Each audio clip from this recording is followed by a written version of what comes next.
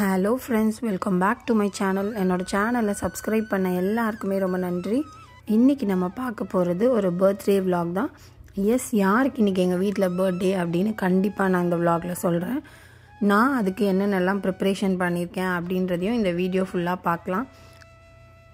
அதுக்கு முன்னாடி இந்த வீடியோவை நம்ம சேனலில் ஃபஸ்ட் டைம் பார்க்குறீங்கன்னா மறக்காமல் சப்ஸ்கிரைப் பண்ணிக்கோங்க. கூடவே இருக்க பெல் பட்டனையும் கிளிக் பண்ணிக்கோங்க. அப்போ தான் நான் போடுற வீடியோஸோட நோட்டிஃபிகேஷன் உங்களுக்கு வரும். இந்த வீடியோவை நீங்கள் ஃபுல்லாக பார்த்துட்டு உங்களோட கமெண்ட்ஸ், சஜஷன்ஸ் எதுவாக இருந்தாலும் எனக்கு கமெண்ட் பாக்ஸில் கண்டிப்பாக கமெண்ட் பண்ணுங்கள். டைம் பார்த்திங்கன்னா 11:30 ஆகுது நைட்டு. ஸோ அப்போ பார்த்திங்கன்னா என்கிட்ட கேக்கோட இன்க்ரீடியன்ஸ் எதுவுமே இல்லை. ஸோ நெட்டில் பார்த்தேன், ஒரு ப்ரெட் கேக் பண்ணலாம் அப்படின்னு சொல்லி அந்த ரெசிபி எடுத்துக்கிட்டேன். ப்ரெட் கேக் பண்ணுறதுக்கு ஒரு 5 to 6 slices ஆஃப் ப்ரெட்டு நம்மளுக்கு எவ்வளோ தேவையோ இது கூடவே ஒரு பனானா, ஒரு ஃபுல் முட்டை, இது ரெண்டுத்தையும் நல்லா பிளெண்ட் பண்ணிக்கணும். அதுக்கப்புறமா பிளெண்ட் பண்ண அப்புறமா பவுடர் சுகர் எடுத்துக்கிட்டேன். அதையும் தேவையான அளவு ஆட் பண்ணிக்கிட்டேன். எனக்கு 1/2 cup ஆஃப் சுகர் தேவைப்பட்டது இந்த கேக் செய்கிறதுக்கு, அதுவும் ஆட் பண்ணிக்கிட்டேன். இதெல்லாமே நல்லா பிளெண்ட் பண்ண அப்புறமா நம்ம க்ரீஸிங் பேன் எப்பவும் போல் க்ரீஸ் பண்ணிவிட்டு ப்ரெட் வச்சுட்டு இந்த ஸ்ப்ரெட்டை அதில் ஸ்ப்ரெட் பண்ணி விட வேண்டியதான். 350 degreesல வச்சு இதை பேக் பண்ண வேண்டியதான். மேலே நான் டாப்பிங்ஸாக என்கிட்ட சாக்லேட் குக்கீஸ் கொஞ்சம் இருந்தது. கூடவே பாதாமியும் சும்மா டெக்கரேஷன் மாதிரி பண்ணி வச்சுருக்கேன். இந்த கேக் பார்த்திங்கன்னா நல்லாவே வந்திருந்தது. ரொம்ப சாஃப்டாகவும் இருந்தது. ஸோ கிட்ஸ் ரொம்பவே என்ஜாய் பண்ணி சாப்பிட்டாங்க.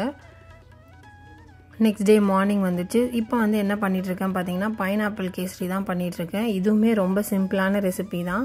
ஃபஸ்ட்டு தண்ணி கொதிக்க வச்சுட்டு அதிலே ஏலக்காய் ஆட் பண்ணிக்கிட்டேன். இதுக்கப்புறமா பார்த்திங்கன்னா பைனாப்பிளை நல்லா பிளெண்ட் பண்ணி வச்சுருக்கேன். ஸ்மாஷ் பண்ணி ரொம்ப தண்ணி கன்சிஸ்டன்சியில் வச்சுருக்கேன். அதை இதோட ஆட் பண்ணிக்கிட்டேன். இது கூடவே கொஞ்சமாக தண்ணி சேர்த்து நல்லா கொதிச்ச அப்புறமா 1/2 cup ஆஃப் சுகர் சேர்த்துக்கிட்டேன், பவுடர் சுகர். இதெல்லாம் நல்லா கொதிச்ச அப்புறமா நான் ரவையை இதில் ஆட் பண்ணிக்கிட்டேன். ஸோ இப்போ அதுதான் கிளறி விட்டுட்ருக்கேன். பக்கத்தில் பார்த்திங்கன்னா பாயாசத்துக்கு தண்ணி வச்சுருக்கேன். இது நல்லா கொதிச்சிருச்சு. ஸோ ஜவ்வரிசியும் சேமியாவும் அதில் ஆட் பண்ணி க்ளோஸ் பண்ணி வச்சுருக்கேன். ஸோ தட் ஜவ்வரிசி நல்லா வேகுன்றதுனால பக்கத்துலேயே நான் செய்ய போகிற டிஷ்க்கெலாம் எல்லாமே பருப்புலாம், அரிசி இதெல்லாம் நல்லாவே ஊற வச்சுருக்கேன். ஸோ தட் சீக்கிரமாக செஞ்சிடலாம் அப்படின்னு சொல்லிட்டு எல்லாமே கொஞ்சம் கொஞ்சம் தான் பண்ணியிருக்கேன். சாதத்துக்கு அரிசியும் சைட் பை சைடு ஊற வச்சுருக்கேன். இங்கே பார்த்திங்கன்னா நிலாவை உட்கார வச்சுருக்கேன். அவள் கொஞ்சம் நேரம் கிராங்கியாக இருந்தால், ஸோ அவளை என் பக்கத்தில் உட்கார வச்சுருக்கேன். இப்போ பார்த்திங்கன்னா கேசரி ரவை நல்லாவே மிக்ஸ் ஆகிடுச்சு. ஸோ தட் இப்போ லாஸ்ட்டு ஸ்டேஜாக நெய் மட்டும் போட்டிருக்கலாம் அப்படின்னு. எங்கள் வீட்டில் பார்த்திங்கன்னா சுகரும் நெய்யும் கொஞ்சம் அதிகமாக இருந்தாலே ரொம்ப விரும்பி சாப்பிடுவாங்க, பசங்களும் சரி அவங்களும் சரி. ஸோ அதுக்காக தான் நான் இப்போது லாஸ்ட் ஸ்டேஜில் நெய் போட்டிருக்கேன். இந்த கேசரி பார்த்திங்கன்னா நான் எக்ஸ்பெக்ட் பண்ண கன்சிஸ்டன்சியில் சுகரும் கரெக்டாக இருந்தது. ஸோ ஃப்ளேவருமே ரொம்ப நல்லா இருந்தது.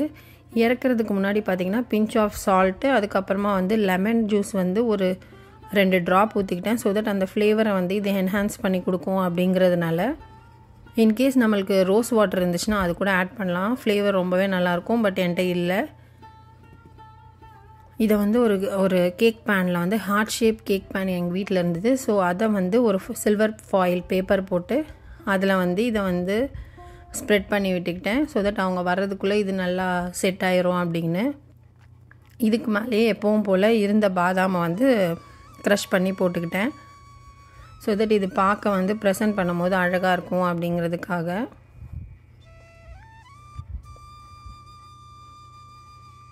ஸோ நான் ஃபஸ்ட்டு ரெடி பண்ண டிஷ் பார்த்திங்கன்னா பைனாப்பிள் கேசரி தான். ரொம்ப சூப்பராகவே சாட்டிஸ்ஃபைடாகவே இருந்துச்சு. பசங்களுக்கும் கொடுத்து பார்த்தேன். அவங்களுக்குமே ரொம்ப பிடிச்சிருந்தது. இனியனுக்கும் பாப்பாக்கும். அவங்களுக்கு கொடுத்தது போக மிச்சத்தை பார்த்திங்கன்னா இந்த மாதிரி ஸ்ப்ரெட் பண்ணி வச்சுருக்கேன். நெக்ஸ்ட்டு பார்த்திங்கன்னா ஜவ்வரிசியும் நல்லாவே வெந்துருச்சு. இப்போ நம்ம பாயாசம் செஞ்சிடலாம். ரீசெண்ட் டேஸில் பார்த்திங்கன்னா இந்த கம்பு தான் நான் பாயாசம், உப்புமா அந்த மாதிரி நிறைய சேர்த்துட்ருக்கேன். கம்பு, சாமை, சோளம் எல்லாமே சேர்த்துட்ருக்கேன். நம்ம வீடியோஸ் பார்த்துருந்தா கண்டிப்பாக தெரிஞ்சிருக்கோம். ஸோ இன்றைக்கி கம்பு பாயாசம் தான் செய்யலாம் அப்படின்னு சொல்லிட்டு ஸோ பாலை கொதிக்க வச்சு அதிலே ஆட் பண்ணிக்கிட்டேன். இந்த கம்பு அவலையும் ஊற வச்சு அதில் ஆட் பண்ணிக்கிட்டேன். அவலுன்றதுனால அது ரெடி டு ஈட் மாதிரி தான். ஸோ ஈஸியாக குக் ஆயிரும். ஸோ அதை லாஸ்ட்டாக ஆட் பண்ணால் போதும். ஸ்வீட்னஸ்க்கு நான் 1.5 கப் நார்மல் சுகரும் 1.5 கப் ப்ரௌன் சுகரும் வந்து ஆட் பண்ணிக்கிட்டேன். இதுவே வந்து சுகருக்கு வந்து கரெக்டாக இருந்தது. இது ஒரு 5 to 6 மினிட்ஸ் நல்லாவே கொதிக்கட்டும். நாட்டு சர்க்கரை பார்த்திங்கன்னா இப்போ நான் யூஸ் பண்ணிகிட்ருக்கிறது வந்து ஊர்லேருந்து எடுத்துகிட்டு வந்த நாட்டு சர்க்கரை தான். ஸோ அதோட டேஸ்ட் வந்து எப்போவுமே நம்ம ஊர் மாதிரி தான் இருக்கும். இதெல்லாம் ஆட் பண்ணிவிட்டு ஒரு 5 to 6 மினிட்ஸ் வந்து இது நல்லா கொதிக்கட்டும்.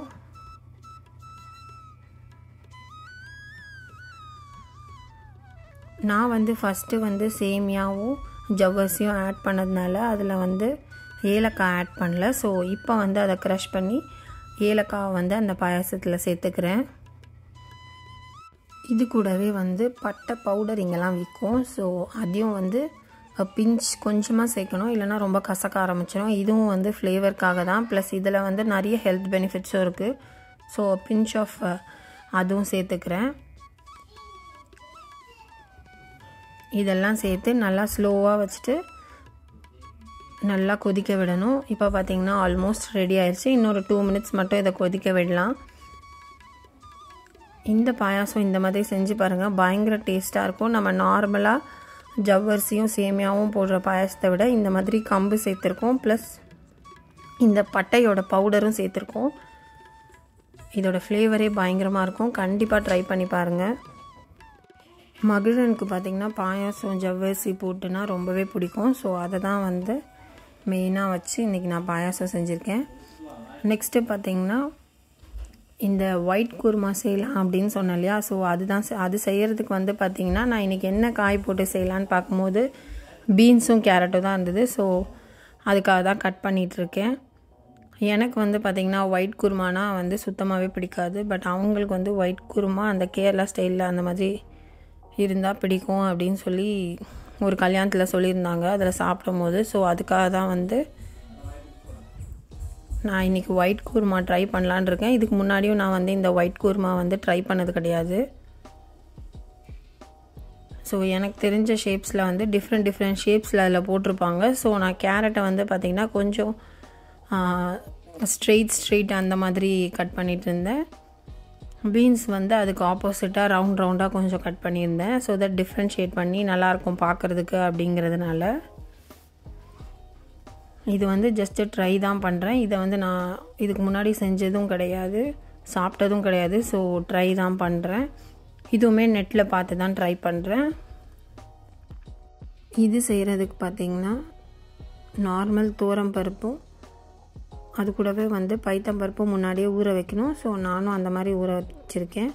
நான் வந்து அந்த ரெட் கலரில் இருக்கும் பார்த்திங்களா, அந்த தால் தான் ஊற வச்சுருக்கேன். என்கிட்ட வந்து நார்மலாக நம்ம யூஸ் பண்ணுற தால் இல்லை, அதனால் அந்த ரெண்டும் ஊற வச்சுருக்கேன். இப்போ வந்து அதை வந்து ஹாட் பாட்டில் போட்டு வேக வச்சுக்கலாம். ஆல்ரெடி நான் ஊற வச்ச பருப்பை ஆட் பண்ணிக்கிறேன். இது கூடவே வந்து கட் பண்ணி வச்ச கேரட் பீன்ஸ் இதையும் ஆட் பண்ணிக்கிறேன். இது கூட பெருங்காயமும் ஆட் பண்ணிக்கிறேன்.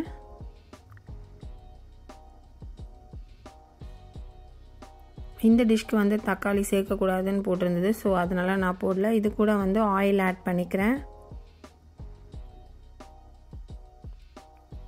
கொஞ்சமாக பெருங்காயமும் ஆட் பண்ணிட்டு ஹாட் பாட்டில் 15 மினிட்ஸ்க்கு வச்சுட்டேன். நெக்ஸ்ட்டு வந்து பார்த்திங்கன்னா வடை செய்கிறதுக்கு தான் வந்து நான் மிக்ஸி ஜாரில் போட்டுட்ருக்கேன். ஆல்ரெடி நான் ஊற வச்சுருந்தேன் இல்லையா. ஸோ ஃபஸ்ட்டு வந்து பார்த்திங்கன்னா கடலைப்பருப்பு வடை தான் செய்யலான் இருக்கேன். ஸோ அதுக்கு தான் ஊற வச்சுருக்கேன். கடலைப்பருப்பு வடையில் வந்து வெறும் சோம்பு, சீரகம் கொஞ்சம், அதுக்கப்புறம் இஞ்சி பூண்டு பேஸ்ட்டு, ஒரே ஒரு காஞ்ச மிளகாய் போட்டிருக்கேன். பிகாஸ் எனக்கு வந்து எப்பவும் போல் காரம் கம்மியாக தான் வேணும். அதுக்காக இது கூடவே கொஞ்சம் உப்பு தேவையான அளவு சேர்த்துருக்கேன். ஸோ இதை வந்து நல்லா அரைச்சி எடுத்துகிட்டு வந்து ஒரு பாக்ஸில் போட்டுக்கிட்டேன். நெக்ஸ்ட்டு வந்து பார்த்திங்கன்னா உளுத்தம்பருப்பு தான் செய்ய போகிறேன். ஸோ உளுத்தம்பருப்பை பார்த்திங்கன்னா ஊற வச்சுட்டு கொஞ்ச நேரம் ஃப்ரிட்ஜ்லேயும் வச்சுக்கிட்டேன். ஸோ தட் அது ஃப்ளஃபியாக வரும் அப்படிங்கிறதுக்காக. ஸோ அதையும் அரைச்சி வச்சுட்டேன். அதில் வந்து பார்த்திங்கன்னா வெறும் பெருங்காயமும் கூடவே அதுக்கு தேவையான உப்பு மட்டும் சேர்த்து அரைச்சிக்கிட்டேன். இதெல்லாமே அரைச்சி வச்சுட்டேன். இப்போ பார்த்திங்கன்னா இதுக்கு தேவையான ஆனியன்ஸ்லாம் கட் பண்ணிக்கலாம். இது கூடவே வந்து அந்த ஒயிட் குருமா வந்து சொன்னேன் இல்லைங்களா. ஸோ அது வந்து தாளிக்கிறதுக்கு தேவையான ஆனியன்ஸும் நம்ம இதோடவே கட் பண்ணிக்கலாம். ஸோ இப்போ வந்து பார்த்திங்கன்னா அதுக்கு தான் ஆனியன் கட் பண்ணிகிட்ருக்கேன். நான் வந்து ஒரு பெரிய சைஸ் ஆனியன் வந்து எல்லாத்துக்கும் சேர்த்து கட் பண்ணி வச்சுக்கிட்டேன். இது கூடவே இந்த வடைக்கு தேவையான புதினா, கொத்தமல்லி, அதுக்கப்புறமா வந்து பச்சை மிளகாய் எல்லாமே கட் பண்ணிக்கலாம். இன்றைக்கி என்ன டேன்னு தெரியல, பட் ஆனால் பசங்க வந்து பார்த்திங்கன்னா ரொம்பவே குவைட்டாக 2 பேருமே காமாக இருந்தாங்க. ஸோ அதனால தான் என்னால் எல்லா டிஷ்ஷஸுமே கொஞ்சம் ரிலாக்ஸ்டாக செய்ய முடிஞ்சுது. எல்லா டிஷ்ஷஸுமே வந்து ஓரளவுக்கு எல்லாமே வந்து எல்லாருக்குமே பிடிச்சிருந்ததுனால எனக்கு ரொம்ப ஹாப்பி தான். ஸோ நெக்ஸ்ட்டு வந்து நம்ம கட் பண்ணியிருக்கிறது எல்லாமே வந்து அந்தந்த தேவையான வடையில் வந்து ஆட் பண்ணிக்கலாம். ஸோ அதுதான் நான் பண்ணிகிட்ருக்கேன். அந்த 2 வடை மாவுலேயும் வந்து இந்த ஆனியன்ஸை வந்து நான் ஆட் பண்ணிகிட்ருக்கேன். இது கூடவே கொத்தமல்லி, புதினா, கருவேப்பிலை இது எல்லாத்தையும் வந்து 2க்குமே ஈக்குவலான அளவில் ஆட் பண்ணிக்கிறேன். உளுத்தம்பருப்புக்கு மட்டும் வந்து பார்த்திங்கன்னா அந்த வடைக்கு மட்டும் கொஞ்சமாக வந்து மிளகு வந்து அரைச்சி ஆட் பண்ணிக்கிறேன். ஏன்னா ஆல்ரெடி வந்து பச்சை மிளகாவும் அதுக்கு தான் கட் பண்ணி ஆட் பண்ணியிருக்கேன். இந்த வடையில் வந்து காஞ்ச மிளகாய் அரைக்கும் போதே ஆட் பண்ணிட்டேன். ஸோ எதுவுமே சேர்க்கலை காரத்துக்கு. இது எல்லாத்தையும் நல்லா மிக்ஸ் பண்ணிக்கலாம்.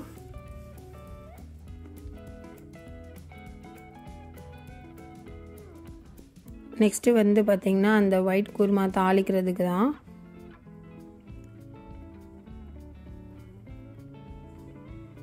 கொஞ்சமாக எண்ணெய் காஞ்ச அப்புறமா வடவும் ஆட் பண்ணிக்கிட்டேன். இது கூடவே வந்து ஆனியன்ஸ் ஆட் பண்ணிக்கிட்டேன். அதில் நம்ம ஹாட் பாட்டில் வேக வச்ச பருப்பு அந்த காயெல்லாம் இருந்துச்சு பார்த்திங்களா, அதையும் வந்து இதோடவே ஆட் பண்ணிக்கிட்டேன். 2 பச்சை மிளகாய் வந்து இது கூடவே ஆட் பண்ணிக்கிட்டு நல்லா கொதிக்க விடணும். ஸோ அதுதான் நான் பண்ணிகிட்ருக்கேன். லாஸ்ட்டாக வந்து பார்த்திங்கன்னா மிளகு, ஜீரகம், தேங்காய் இது எல்லாத்தையும் மிக்சியில் அரைச்சி இது கூட சேர்த்துக்கணும். அதுதான் வந்து இந்த குருமாவோட ஸ்பெஷலே. பட் ஆனால் வந்து பார்த்திங்கன்னா நான் அந்த மசூர் தால் சேர்த்ததுனால வந்து பார்த்திங்கன்னா எனக்கு ரெட் கலரில் கிடச்சிது, ஒயிட் கலரில் கிடைக்கல. அது கொஞ்சம் டிஸப்பாயின்மெண்ட் தான். நெக்ஸ்ட்டு இங்கே பார்த்திங்கன்னா இவங்க 2 பேர் டான்ஸ் ஆடி விளையாடிட்டு இருந்தாங்க. நான் சொன்னேன் இல்லையா, ரொம்பவே சைலண்ட்டாக இருந்தாங்க. நெக்ஸ்ட்டு டிஷ் பார்த்திங்கன்னா முட்டை பொடி மாஸ் தான் செஞ்சுருந்தேன். இது வந்து கொஞ்சம் ஃபாஸ்ட் ஃபுட்லலாம் போடுற மாதிரி ஒரு ரெசிபி பார்த்துருந்தேன். ஸோ அதுதான் செஞ்சுருந்தேன். நெக்ஸ்ட்டு வந்து பார்த்திங்கன்னா மசால் வடை தான். அதை வந்து எண்ணெயில் போட்டு எடுத்து ஹாட் பாக்ஸில் போடலான்னு சொல்லி எடுத்து ரெடி பண்ணிகிட்டு இருந்தேன்.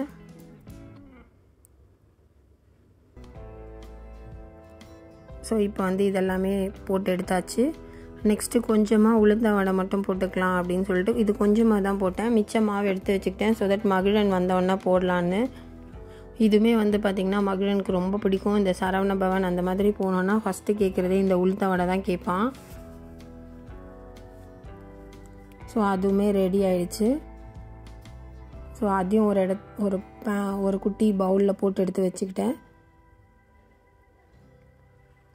இப்போ வந்து பார்த்திங்கன்னா ஆல்மோஸ்ட் எல்லாமே வந்து ரெடி ஆகிடுச்சு. 2 டைப்ஸ் ஆஃப் வடை, அதுக்கப்புறமா கம்பு பாயாசம், அதுக்கப்புறமா வந்து இந்த ஒயிட் குருமா. இந்த ஒயிட் குருமா பார்த்திங்கன்னா டேஸ்ட் கரெக்டாக தான் இருந்துச்சு. பட் ஆனால் கலர் தான் வந்து மாறிடுச்சு. நம்ம பருப்பு வேறு சேர்த்துருக்கிறதுனால. பைனாப்பிள் கேசரி எல்லாருக்குமே ரொம்ப ரொம்ப பிடிச்சிருந்தது. இது வந்து பார்த்திங்கன்னா நேற்று வச்ச மீன் குழம்பு, அதுவுமே வச்சுருந்தேன். இப்போ மீன் குழம்புனா நெக்ஸ்ட் டே சாப்பிட்டா ரொம்ப டேஸ்ட்டாக இருக்கும் அப்படின்னு சொன்னாங்க. ஸோ அதுக்கப்புறமா முட்டை, அவ்வளோதான். ஸோ பர்த்டே பாயும் வந்தாச்சு. விச் மீன்ஸ் என்னோடய ஹஸ்பண்ட் வந்து ஆஃபீஸ்லேருந்து வந்துட்டாங்க. ஸோ தட் அவங்களுக்கு தான் வந்து நான் ஃபஸ்ட்டு சர்வ் பண்ணேன். ஸோ இந்த மாதிரி எனக்கு தெரிஞ்ச டிஷ்ஷஸ் அவங்களுக்கு பிடிச்சது செஞ்சு கொடுத்தாலே வந்து அது ஒரு ஸ்பெஷல் டே தான் அப்படின்னு நான் ஃபீல் பண்ணுறேன். என் பசங்களுக்கும் பிடிச்சதை அன்றைக்கி வந்து நான் இது தான் செஞ்சு கொடுத்தேன். பைனாப்பிள் கேசரி, மெதுவடை, மசால் வடை, அதுக்கப்புறமா முட்டை, மீன் குழம்பு, அதுக்கப்புறமா கேரளா ஸ்டைலில் ஒரு குருமா, ரசம். ஸோ அவ்வளோதான். அன்றைக்கி லன்ச் வந்து பார்த்திங்கன்னா அதோடு முடிஞ்சுது. எல்லோரும் சாப்பிட்டு தூங்கிட்டு அப்புறம் பார்க் போனோம். மகிழனும் என் ஹஸ்பண்டும் வெளியில் போயிருந்தாங்க. ஸோ வரும்போது பக்கெட் சிக்கன் வாங்கிட்டு வந்தாங்க. ஸோ இதுதான் வந்து பார்த்திங்கன்னா அவர் எங்களுக்கு கொடுக்குற ரிட்டன் ட்ரீட்டுன்னு சொல்லியிருந்தாங்க. பசங்களுக்கு வந்து ரொம்ப ஜாலியாக இருந்துச்சு. அவங்க ரொம்ப நாளாக கேட்டுட்டு இருந்தது அவங்களுக்கு கிடச்சிருச்சு அப்படிங்கிறதுனால. ஸோ இன்றைக்கி டே பார்த்திங்கன்னா எங்களுக்கு இப்படி தான் ஹாப்பியாக போச்சு. ஸோ இந்த வீடியோ பிடிச்சிருந்துன்னா லைக் பண்ணுங்கள், ஷேர் பண்ணுங்கள், சப்ஸ்கிரைப் பண்ணுங்கள். தேங்க்ஸ் ஃபார் வாட்சிங்.